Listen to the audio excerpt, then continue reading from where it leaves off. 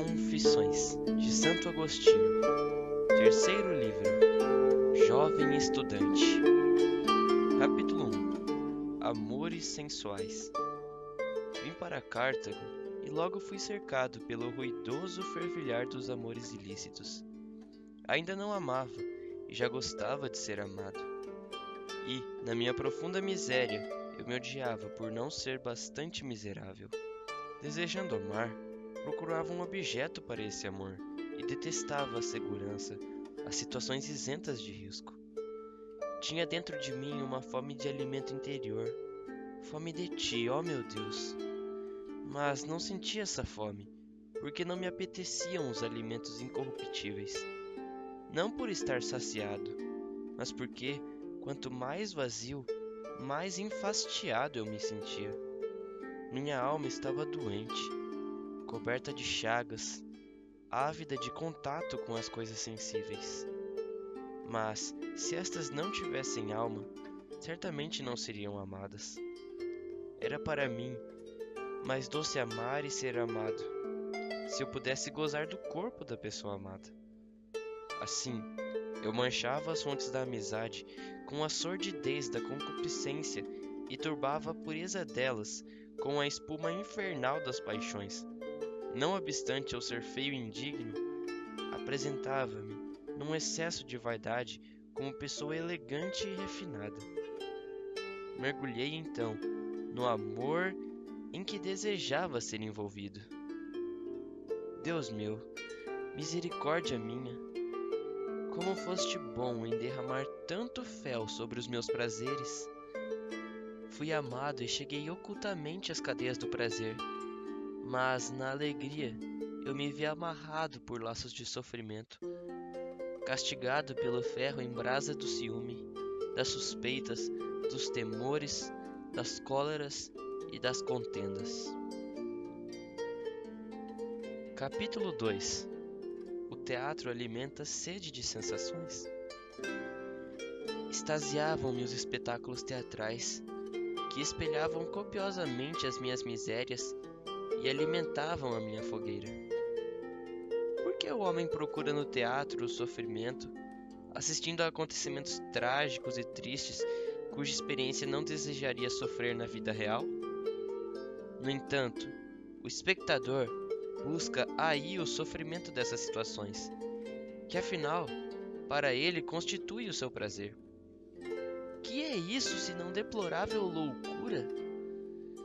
Com efeito, quanto mais alguém se comove com tais cenas, tanto menos imune se encontra das paixões apresentadas.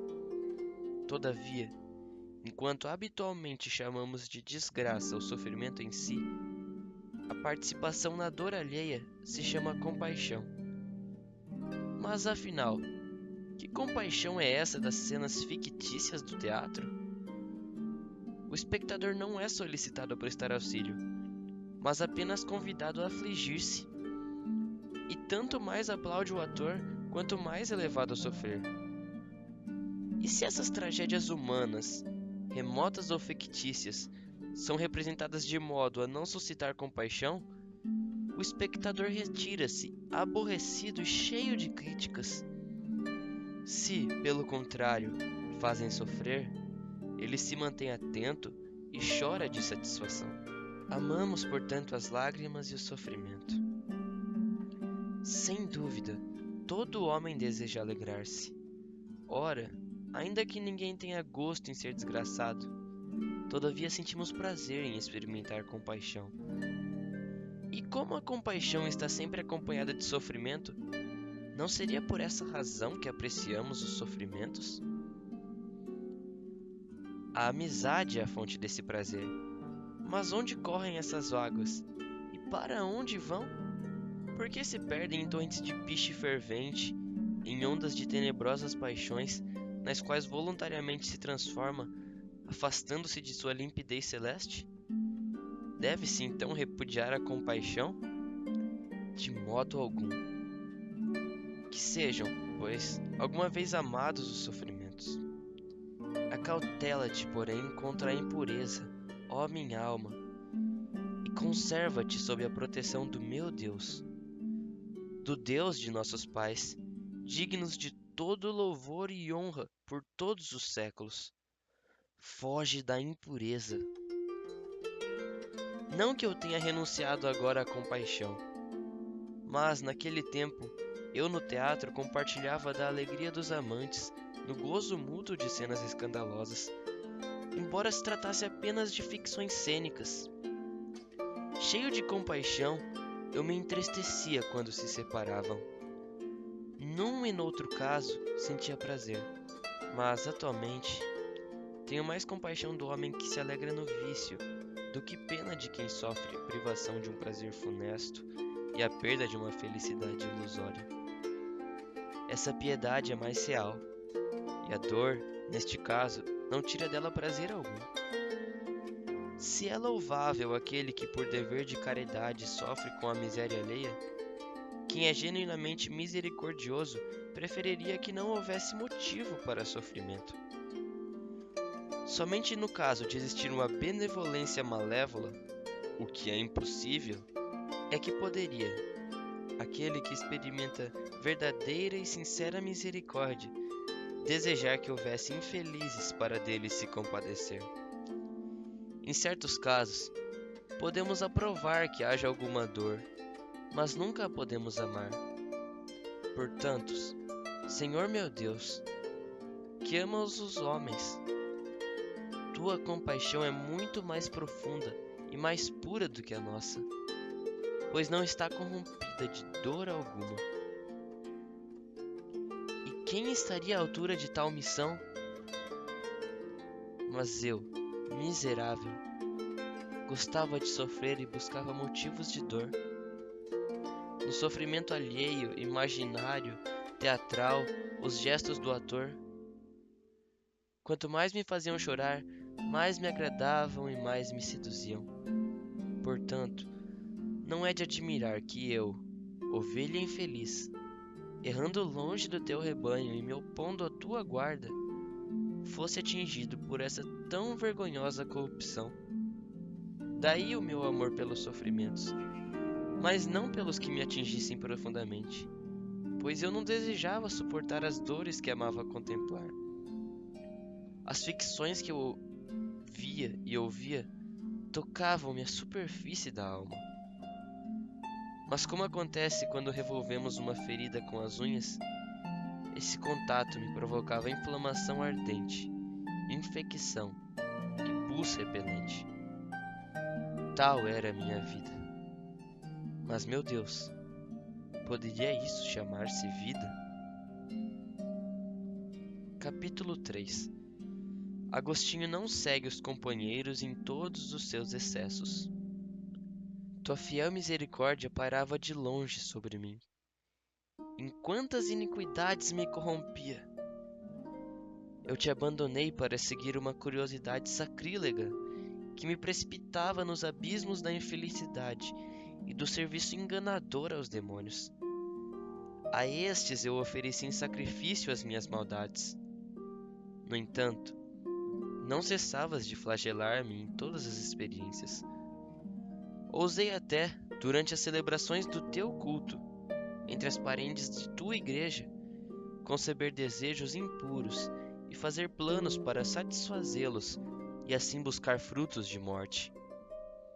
Por isso me puniste com graves castigos, mas estes eram nada diante das minhas culpas, ó Deus meu, ó misericórdia infinita, que és o meu refúgio contra esses males terríveis, entre os quais presunçoso divaguei, de cabeça erguida, afastando-me de ti cada vez mais, ao amar os meus, e não os teus caminhos, ao amar a liberdade de um fugitivo.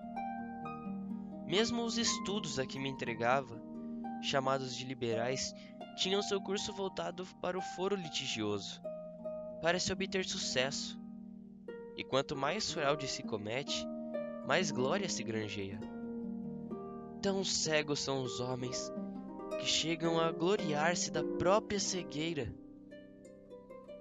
Eu era o primeiro nas aulas de retórica, o que me satisfazia o orgulho e me fazia inchar de vaidade. No entanto, Senhor, Tu sabes que eu era muito mais controlado que os outros e que me esquivava de promover as desordens praticadas pelos arruaceiros. Nome sinistro e diabólico, de que se orgulhavam como sinal de civilizados. Vivia, contudo, entre eles com a despudorada vergonha de não saber imitá-los. Encontrava-me com eles e alegrava-me com a sua amizade, se bem me esquivasse sempre de seus empreendimentos, isto é, das desordens com que escarneciam com a arrogância dos tímidos e inocentes, provocando-os com zombarias, regalando-se com esses cruéis divertimentos. Nada mais semelhante aos atos dos demônios, nada mais digno do nome de arruaceiros. Mas eles eram os primeiros a serem destruídos e pervertidos pelos maus espíritos, que ocultamente deles escarneciam, seduzindo-os com os mesmos enganos com que gostavam de ludibriar e enganar os outros. Capítulo 4. O Hortêncio de Cícero desperta em Agostinho o amor à sabedoria. Era entre tais companheiros que, na idade da inexperiência, eu estudava retórica, esforçando-me por ser o primeiro, com a intenção deplorável e vã de satisfazer a vaidade humana. Seguindo o programa normal do curso, chegou-me às mãos o livro de tal Cícero, cuja linguagem, mas não o coração, é quase unanimemente admirada. O livro é uma exortação à filosofia e chama-se Hortêncio. Devo dizer que ele mudou os meus sentimentos e o modo de me dirigir a ti. Ele transformou as minhas aspirações e desejos. Repentinamente, pareceram-me desprezíveis todas as vãs esperanças. Eu passei a aspirar com todas as forças à imortalidade que vem da sabedoria. Começava a levantar-me para voltar a ti. Eu contava 19 anos. Meu pai tinha morrido havia 2 anos. Não era para apurar a linguagem que eu lia esse livro, motivo pelo qual eu recebia o dinheiro de minha mãe. O que me apaixonava era o seu conteúdo, e não a maneira de dizer. Como eu ardia, ó meu Deus, em desejos de voar para ti, abandonando as coisas terrenas. No entanto, eu ainda não sabia o que pretendias fazer de mim. Em ti reside a sabedoria.